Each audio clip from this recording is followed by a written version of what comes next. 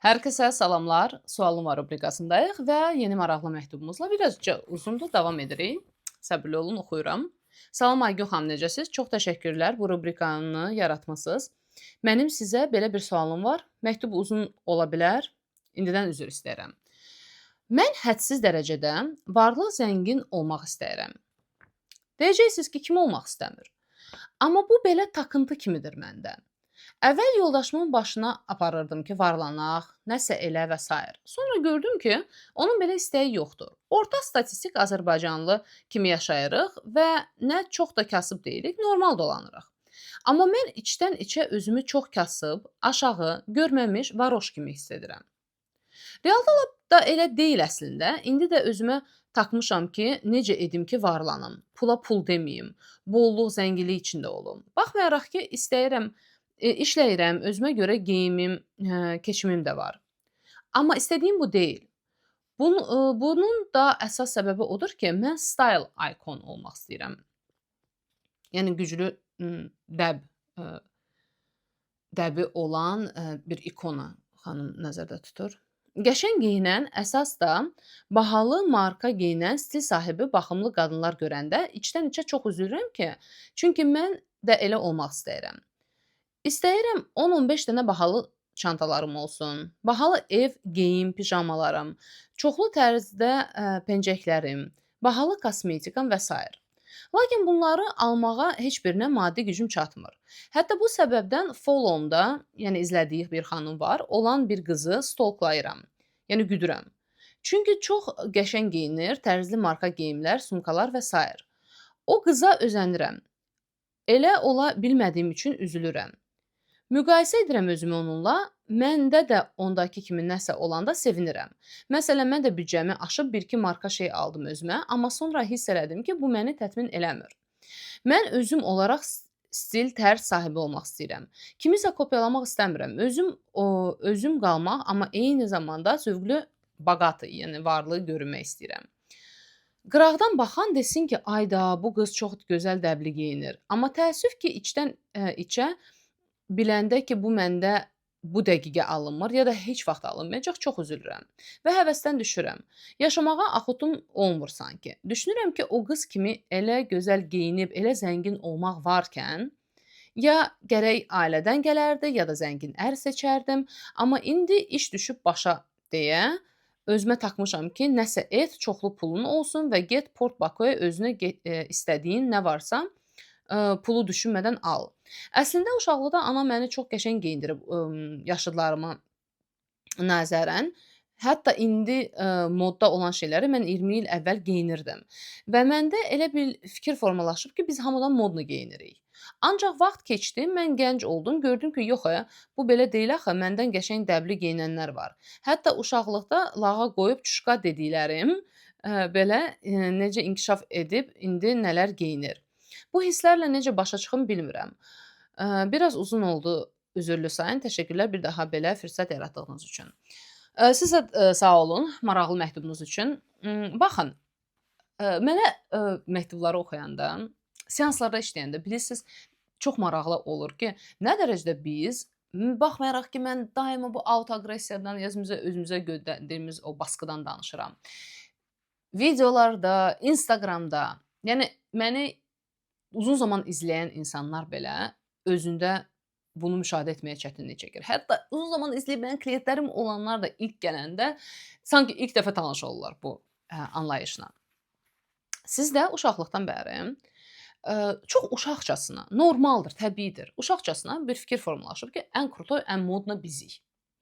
Yəni biz fərqliyik, biz başqalarından daha üstünük, daha dəbliyik, daha zövqlüyük. Bu tip şeydə bir film var, çox qəşəng filmdir. Mənim Instagramda izlə qovluğum var və orada Ağ Oleander, White Oleander o filmi bəlkə də 3 dəfə izləmişəm. Yəni biz seçilmişik, biz fərqliyik mövzusundadır. Bəlkə xoşunuza gəldi. Michelle Pfeiffer oynayır, super. Və sizdə bu fikir formalaşıb.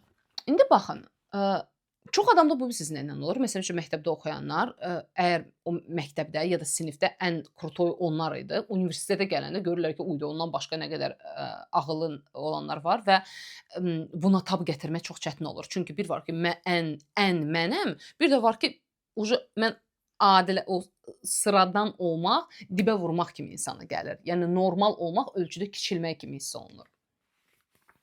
Sizdə, bu yaranıb və indi sizin içinizdə bir tərəf var, hansı ki, elə bil ki, bu uşaq vaxtında, uşaqcasına formalaşan istəyi siz yetişkin versiyaya transformasiya eləməmisiniz və sizin bu uşaq tərəfiniz, eee, baskı edir. Diriyib sizi, bir növ deyir ki, vecimə deyil, bu dəqiqə zəngin ol və çoxlu pulun olsun. O siz yazırsınız ki, düşünəndə ki, indi olmayacaq, bir dəqiqə.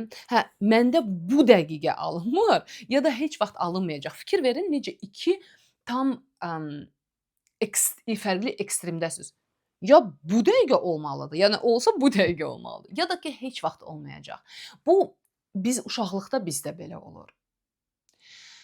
Və bu sizin üçün məqsədinizi belə mənasızlaşdırır. Çünki ya indi olsun, ya olmasın. All or nothing ən belə mənasız bir yanaşmadır bu. İnsanın içində maksimum autoaqressiya yarandıran. Çünki əgər maksimum ən bombası deyilsə, onda burda heç nəyəm və siz bunu edirsiniz. Əgər mən o uşaqlıqdan yaratdığım o idealı və indi də siz o idealı bərkidirsiniz, nə bilim, xanımları izləyərkən o elə bil ki, o ideal, o obraz, o məni qidalanır daima sizin o stoklamağınızla bərkiyir və o tərəfdən siz özünüzə baxanda sizin həyatınız tamamilə dəyərsizdir. Çünki belə yaşamaq varkən, varlı olub istədiyini geymək varkən, bunlar hamısı belə bir şey kimi də insan özünə qarşı və həyatına qarşı nəinki vecsizlik, nifrət oyanır, ürək bulanması oyanır. Çünki bunlar heç biri insanın gözündə elə bil ki, dəyəri qalmır. Əgər yenə də həyat xəttinizi təsəvvür eləsək, ən çox qorxduğunuz nöqtə, dediyiniz kimi oxuyun burda, görməmiş, varoş və çuşqa olmaqdır. Bu sizin olmaq istəmədiyiniz bir yerdə. Bu tərəfdə isə çatmaq istədiyiniz yer super varlı, zövqlü, hamının ona heyran olan və paxıllığı tutan bir insan olmağınızdır. Və siz burdan maksimum uzaq qaçmaq istəyirsiniz bura çatmaq üçün. Bununla bunun arasında heç bir şey, bu heç sizin üçün ölüm kimidir. Yəni belə olmaqdansa olmamaq yaxşıdır. Yaşam həvəsiniz belə ölür deyirsiniz. Burdan amma bura gəlmək üçün üzr istəyirəm. Nə boyda yol keçmək lazımdır. Amma bizim uşaq tərəfimizdən bu anlayış yoxdur. Zaman və əmək anlayışı yoxdur. Biz daha çox fikirləşirik ki, aha, okey, onda gərək həqiqətən də ya kimsə, nə bilim, olur, valideynlərdən hansısa ya torpaq satılır, ya nəsə böyük kütlə bir miqdarda pul verilir, ya da gərək boşanasınız, başqa ərə gedəsiz. Çünki əks halda autoaqressiya ilə real olan, həyatınızda olan, real olan özünüzü və ona aid olan hər bir şeyi tamamilə dəyərsizləşdirirsiniz. Asfalta sürüyürsüz və mənasızlaşır sizin üçün. Nə sizə kömək edə bilər bu dediklərimdən başqa? Baxın, bir var ki, mən uşaqcasına elə deyirəm ki, hamı mənə baxsın, heyran olsun, necə uşaqlar xoşlayır, onlarla əl çalsınlar, auditoriya sevirlər. Mən məsəl üçün qızımı müşahidə edirəm.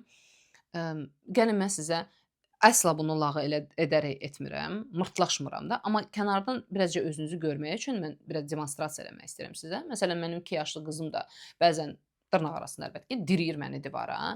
İstəyirəm, indi istəyirəm, yox, indi istəyirəm, südü indi istəyirəm və onun üçün də fərqi yoxdur ki, bu dəqiqə mən bunu verə bilirəm ya verə bilmirəm.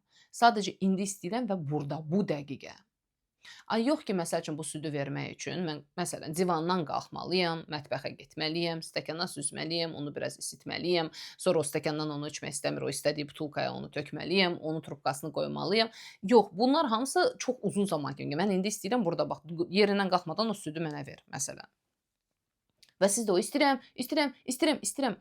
Görün, bu istək, bu istəyirəm yetişkin formaya transformasiya olanda, siz onda daha çox başa düşə bilərsiniz ki, buna əslində sizin gəlmək istədiyiniz yer üçün biraz qeyri-realistik yanaşmanız var. Çünki insan olur, bilmirəm, indi fantastik şeylər də olur. Biliyorsun insanın başına nə qədər pul tökülür, amma biraz real baxsaq, sizin həyat xəttinizə hələ ki indi elə bir varlanma gözlənilmir, düz deyilmi?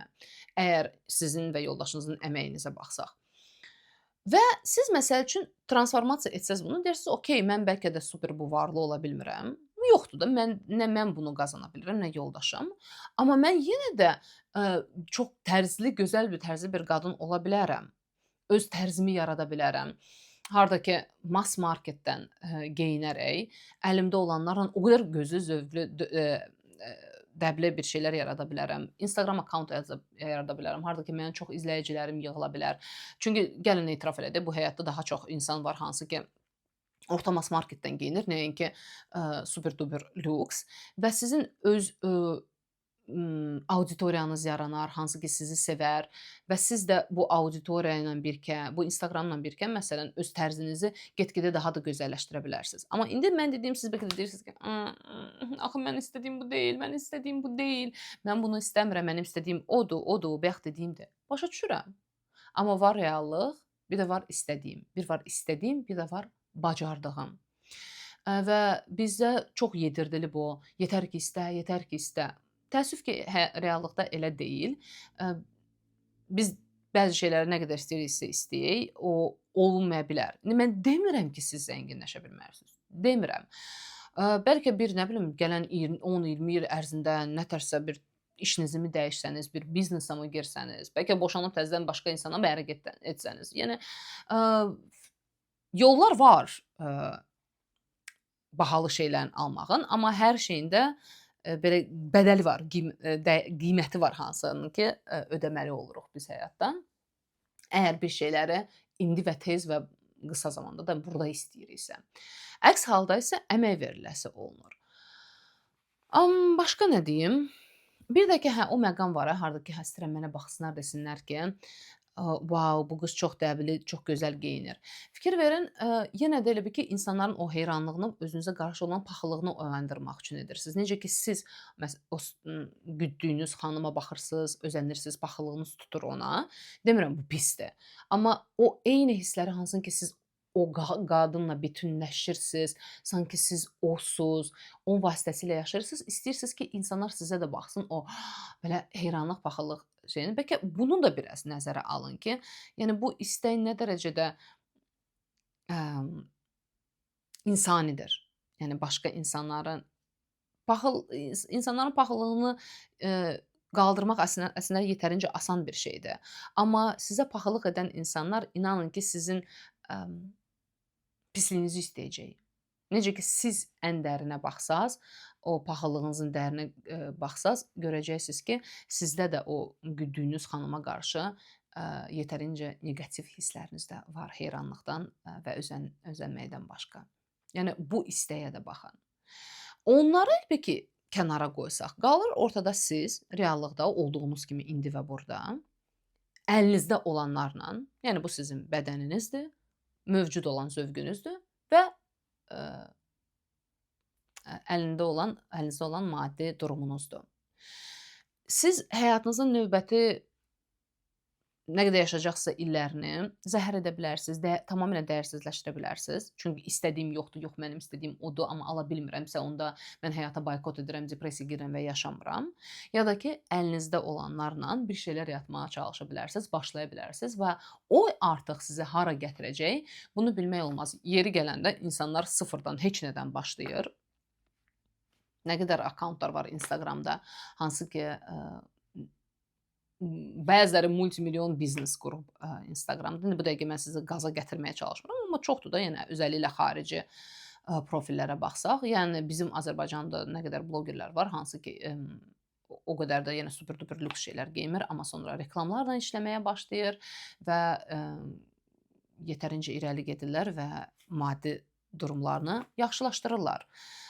Əminəm siz də onları tanıyırsınız, bilirsiniz, görürsünüz və ki, bloqinq sayəsində nə qədər insan maddi durumunu yaxşılaşdırır. Amma görürsünüz bunlar hamısı əməkdir. Bloqinq də çox böyük əməkdir. Sizə çox mane olan məqamlar odur ki, siz heç nə eləmədən nail olmaq istəyirsiniz. Sizdə hə, kimsə mənə bu pulu versin, ərim getsin bunu eləsin, ya da mən varlı ərə gərək təzədən gedim, ya da pul başımdan tökülsün. Uf, işdə düşdü başa, iş düşdü başa. Bu artıq sizi qəzəbləndirir, hissləndirir ki, uf, niyə mən bunu eləməliyəm, mən bunu eləməliyəm, mən bunu eləməliyəm, sonra mən bunu eləmək istəmirəm. Onda depressiyaya düşürəm. Bir də o hətta uşaqlıqdan o lağa qoyub çuşka deyənlər bizi necə inkişaf edib, necə geyinir. Baxın siz içinizdə də özünüz elə danışdınız. Bax sən necə camaat o çuşka, o bax gör necə geyinir. Sən indi gör, sən bu həyatında indiki vanda çuşkasan, varoşsan, nə günə qalmısan, hamı səndən irəlidir. Bax nə edib gör, camaat nələrə nail olub, sən qalmısan yerində sayırsan, heç bir vaxtda elə bilməyəcəksən. Gedində elə, indi elə, gedində elə. Baxın sizin içinizdəki dialoq budur. Ümid edirəm bir şeylər ortaya çıxarda bildik.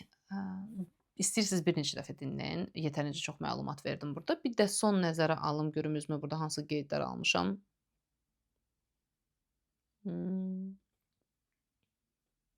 Yox, məncə hər şey dedim. Öz ideal obrazınızı anlamağa çalışın ki, nə cür formalaşıb, ki, nədən ibarətdir və oradan olan basqınızı görün. İnsanları nə dərəcədə ideallaşdırdığınızı görün. Çünki sizin istədiyiniz o şeylər kənardan gələn bir şeydir. Yəni daxili bir şeylər deyil, hisslər, o daxili inkişaf, kənardan olanlar, kənardan necə görsənirəm, varlı görsənirəm, mənə baxırlar, mənə paxıllayam, hamı məni görür. O kənardan görsün. Demirəm bu pisdir. Demirəm bu pisdir. Amma sizi hər iki zahiri şeylər maraqlandırır. Amma problemlər isə daxilinizdədir. Belə bu qədər. Gələn həftə görüşərik. Sağ olun.